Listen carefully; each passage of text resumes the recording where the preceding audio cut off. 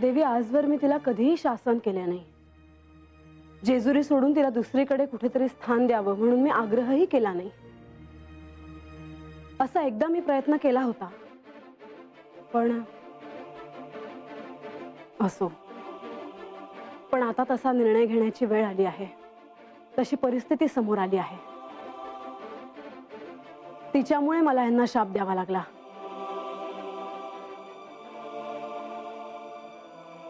तिच्यामुळे आमच्यात अंतर आलं. तिने यांना माझ्यापासून दूर केलं. तरीही सगळ्यांची सहानुभूती तिलाच मिळते. मी हे सारं सोसलं आहे देवी. मग मी तिला काही शासन करायचं की असंच शांत बसायचं? म्हाळसा, तू काय निर्णय घ्यावास हे मी तुला सांगणार नाही, कारण ह्यात मी हस्तक्षेप करू शकत नाही. मी केवळ माझं शैल्य तुम्हाला बोलून दाखवते आहे देवी. तुम्ही देवी गंगा यांना शाप दिला हे जेव्हा मी आख्यानात ऐकलं, तेव्हा माझ्या मनाला हे स्पर्शून गेलं की मी असं का नाही केलं. अन्याय तर माझ्यावर झाला आहे. मी हा होणारा अन्याय सहन करायचा का? माझं जर काही चुकत असेल तर सांगा देवी.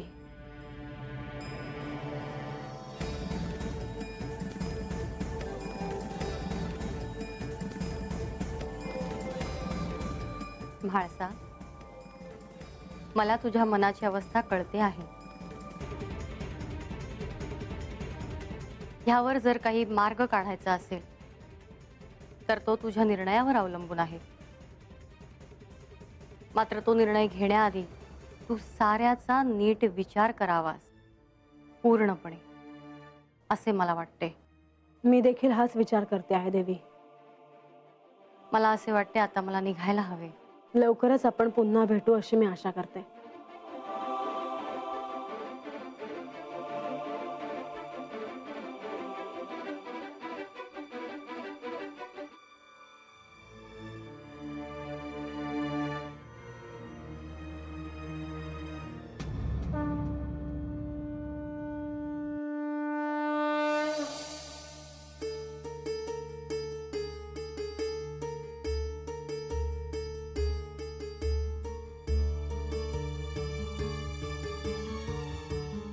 ओम एहि सूर्यदेव सहस्रांशो तेजो राशि जगत्पते अनुकंपय मां भक्त्या गृहणार्ध्य दिवाकरः.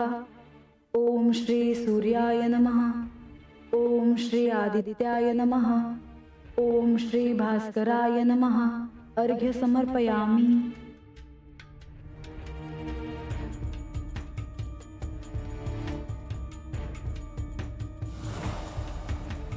प्रणाम देवी.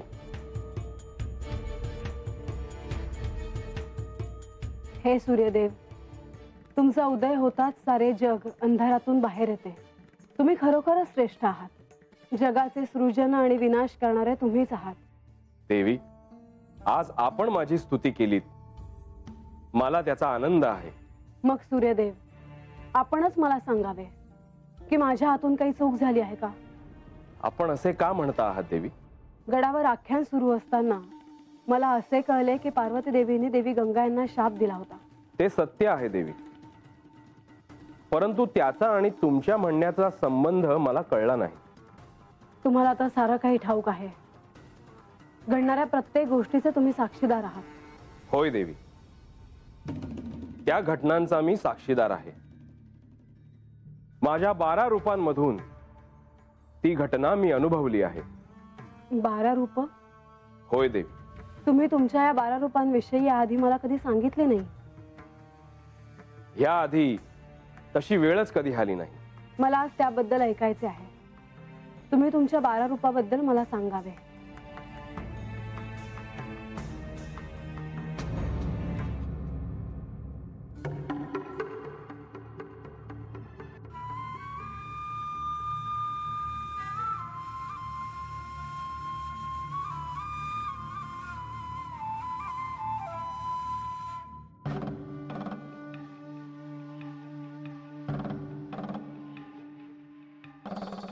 देवी, माझ्या 12 रूपांनी हे विश्व व्यापले आहे.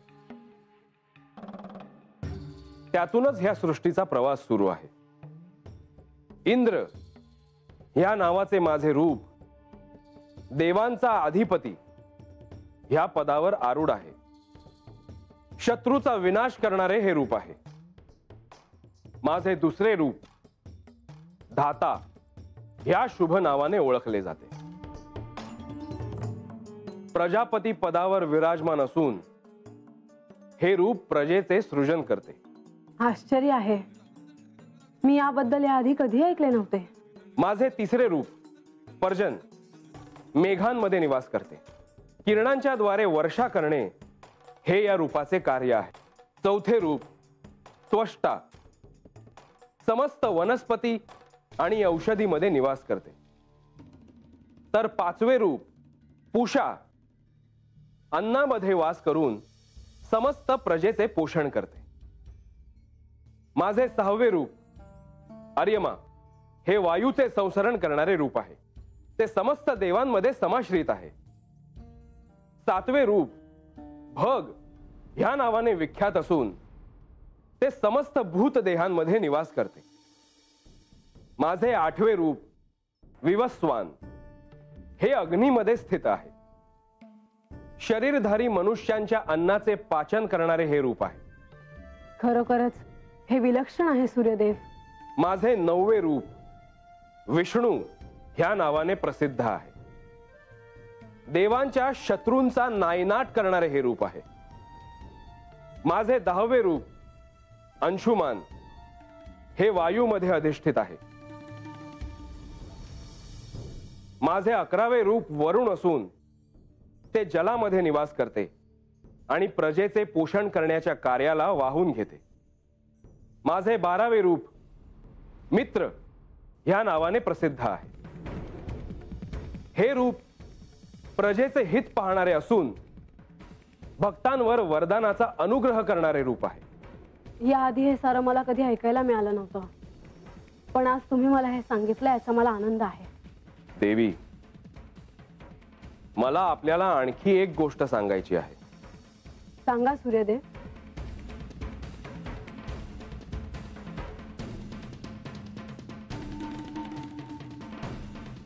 आपले हे बोलणे बाणाई देखील ऐकत आहे देवी.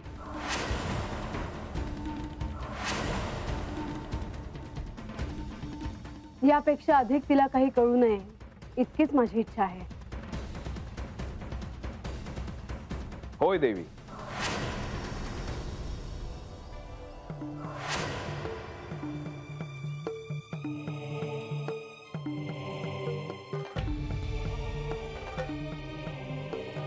बाणाई, गेले काही दिवस तुला माझे दर्शन घडते आहे. वैजी, तुम्ही मला दर्शन दिलं, तुम्ही माझ्या संग बोललासा. आणि आज मी म्हाळसा देवींना जे काही सांगितले ते अत्यंत मोलाचे आणि महत्वाचे होते. आणि आज तुला त्याचेही श्रवण झाले.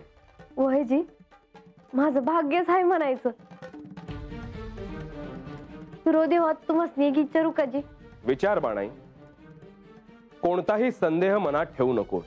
नाही वजी, तुम्ही समधीकडे असता, तुम्हाला समद दिसत, तुम्हाला समद ठावा आहे बघा. तर मला एक सांगाल का जी? होय. माझी काय बात चूक झाली आहे का? माझ्याकडनं काही चूक झाली असेल तर मला सांगा. बाणाई, हे जे काही घडते आहे ते चूक किंवा बरोबर ह्या साऱ्याच्या पुढचे आहे, हे तू ध्यानात ठेवावे. पार्वती देवींनी गंगेला जो शाप दिला त्यामागे देखील काही प्रयोजन असणार, पण ते नेमके काय हे मी सांगू शकत नाही. तर गंगादेवी तर म्हणल्या का जसं आख्यानामध्ये घडत आहे तसंच आता बी घडतंय हे तुला कळत. साऱ्या गोष्टी मी सांगणं उचित नाही बाणाई.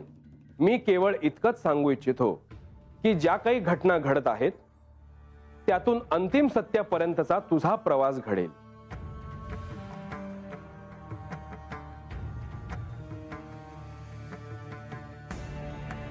येतो मी. जी.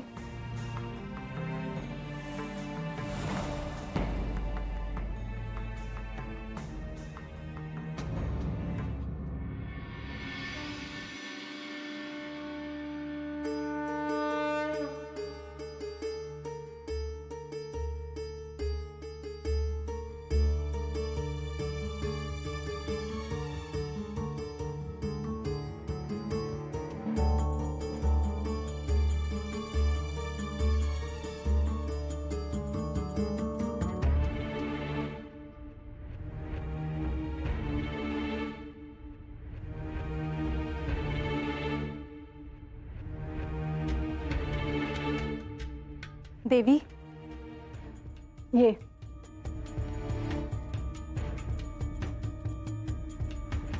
मी सांगितलेलं कार्य पूर्ण केलंस का? हो देवी, गणोबा आणि राघोबा दोघांनाही तुमचा निरोप दिला आहे. ते येतच असतील.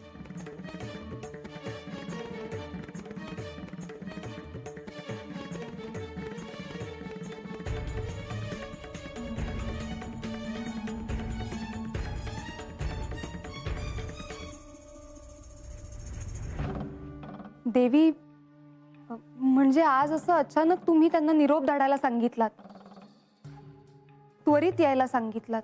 हो, कारण कामच तसं आहे. तुम्हाला राग येणार नसेल तर ते काम काय आहे हे विचारू का? कळेल, लवकरच कळेल.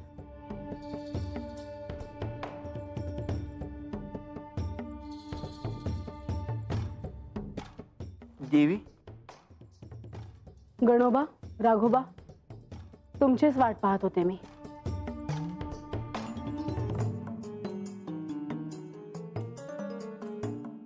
ह्यांनी सांगावं धाडलानी लागलीच आलो बघा. देवी, काय काम आहे जी? धीर धरा, कळेलच.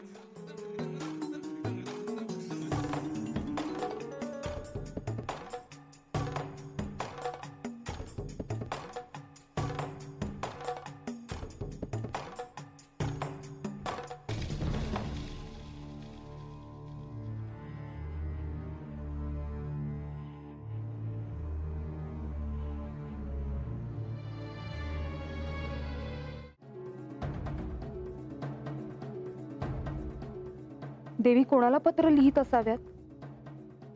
नेवासेला तर नाही ना?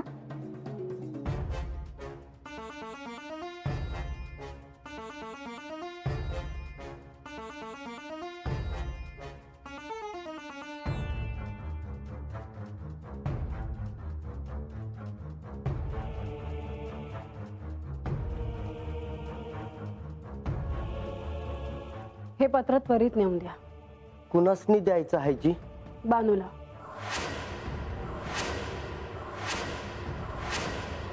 या पत्रात निरोप धाडला आहे. सविस्तर काय ते सगळं लिहिलं आहे. तिला सांगा त्वरित तिने जेजुरी सोडून जावं. बानूला? जेजुरी सोडून? हो, आणि तिकडे काय घडतंय ते मला येऊन सांगा. जी, आज्ञा असेल तर आम्ही येतो जी. या. गणोबा, राघोबा, कोणाच्याही हातात हे पत्र लागायला नको. हे लवकरात लवकर बानूपर्यंत पोहोचवा. जी, चल जरा येतो.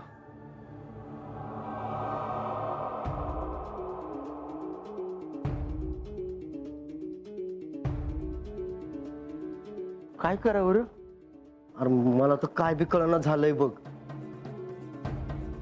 गणोबा, राघोबा, कुठं निघालायस? आणि हातामध्ये काय आहे तुझ्या? माळसुदेवी काय म्हणलं ठेवाय ना, हे कोणाच्या बी हातामध्ये द्यायचं नाही म्हणून. गणोबा, अरे कानामध्ये काय सांगतोयस त्याच्या? नाही, सांगावं घेऊन चाललो आहे देवींचा. कोणासाठी आहे सांगावा? बाणांसाठी. काय? अरे काय सांगतायसा? खरं आहे. अहो, आता त्यांच्या मोहरं कसं जायचं हेच काय कळना झालंय बघा. त्यासनी जाऊन कसं सांगावं की जेजुरी सोडून जावा म्हणून. नाही नाही, तुम्ही थांबावायच. आपण देवी संकट बोलू पाहिजे तर. नाही नाही, नग नग, म्या जातो लागलीच. देवीसनी कळलं तर नग नग, म्या जातो सांगावा घेऊन. नाही, अरे ऐक तरी खरं. अहो, आता बाणाई कुठे जाणार हो? हे काय बरं नाही झालं बाबा गणोबा. पण आता काय करावं? आपण देवासनी जाऊन भेटू. अहो, पर देवी तर म्हणले की कोणासनी सांगू नका म्हणून. गणोबा, अरे खरंय तुझं, पण हे समजा देवाच्या कानावर घालाय हवं. चल चल, वय वय, चल माझ्या संकट.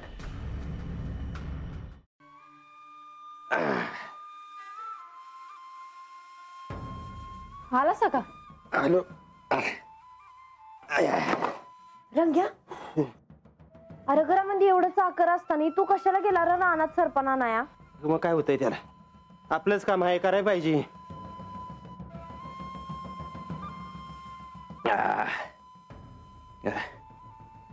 ध्यानात आहे का? दिवाळी आली. वय अजून मोप कामं पडली आहे ती. होय ग, समजा वाडा सजवाया हुआ. मी काय म्हणते का मी आजच्याला समदा वाडा सारवायला घेते. गंगे समजा एकलं करू नगस, कोणाला तरी हाताशी घे, नाहीतर मी करू लागते ना तुला मदत. चल. ए कशाला? आहे की ती करील की. गडी माणसं आहे ती, कशाला काळजी करतेस? वय मग मी गोडाधोडाचं करायला घेते. दिवाळी येते आहे आता, सण येतोय म्हणल्यावर गोडाधोडाचं पाहिजे ना मग घरला.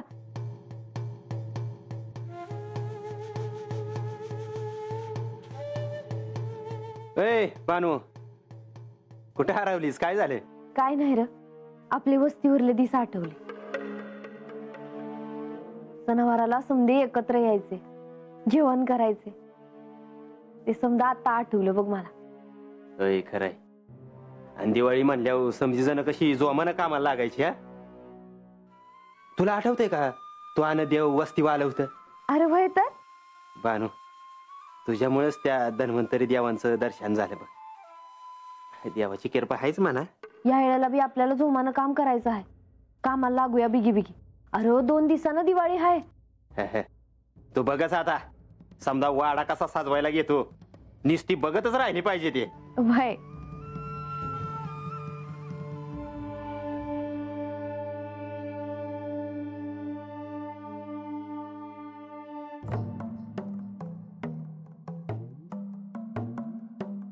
प्रधानजी, लक्ष्मी देवी. देवा, दिवाळीचा सण आनंदाने उत्साहाने साजरा करण्यासाठी सर्व प्रजा या सणाची आतुरतेने वाट पाहत आहे. होय, खरोखरच हा सण मोठ्या उत्साहाचा सण आहे. सर्वत्र दिव्यांची आरास असेल. गडावर देखील सर्वत्र उत्साहाचं वातावरण आहे. लक्ष्मी देवी, ह्या दिवाळीच्या सणामध्ये लक्ष्मी पूजनाला अनन्यसाधारण असे महत्व आहे. सर्वत्र तुमचे पूजन केले जाते आणि ह्या निमित्ताने तुमचा आशीर्वाद सर्व जेजुरीवर तसे सर्व भक्तांवर देखील असावा. देवा.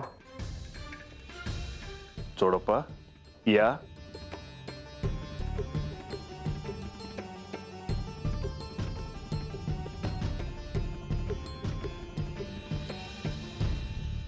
चोडप्पा, काय झालंय? चवडप्पा, निश्चितच महत्वाचं तुम्हाला काही सांगायचं आहे म्हणून तुम्ही इथे आला आहात, हे कळत आहे. निसंकोच होऊन सांगा.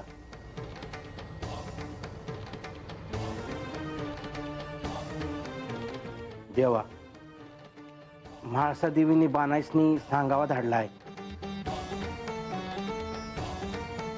की त्यांनी जेजुरी सोडून दुसरीकडे जावं म्हणून.